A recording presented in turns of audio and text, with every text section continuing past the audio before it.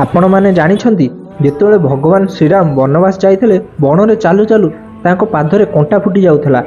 ଏହାକୁ ଦେଖି ସୀତାମାତା ଆଉ ଲକ୍ଷ୍ମଣଜୀଙ୍କୁ ବହୁତ କଷ୍ଟ ହେଉଥିଲା, ଦୁଃଖ ବି ଲାଗୁଥିଲା। ସୀତାମାତା ଏହାକୁ ସବୁଦିନ ଦେଖିକି ଆଉ ସହିପାରିଲେ ନାହିଁ। ଗୋଟେ ଦିନ ବିନତି କରିକି କହିଲେ, ଆପଣଙ୍କ ପାଦରେ ଯେଉଁ କଣ୍ଟା ଫୁଟି ଯାଉଛି ତାକୁ ଆପଣ ବାହାର କାହିଁ କରିଦେଉନାହାନ୍ତି? ଆପଣଙ୍କୁ ବହୁତ ପୀଡ଼ା ହେଉଥିବ। ଆପଣ ଜାଣିଛନ୍ତି ଶ୍ରୀରାମ କ'ଣ କହିଲେ? ମୋ ଶରଣରେ ଯିଏ ଗୋଟେ ଥର ଆସିଯାଏ ମୁଁ ତାକୁ ନିଜେ କେବେ ବାହାର କରେ ନାହିଁ, ତା ପାଇଁ ପଛେ ମୋତେ କେତେ କଷ୍ଟ ସହିବାକୁ ପଡ଼ିଥାଉ। ଜୟ ଶ୍ରୀରାମ।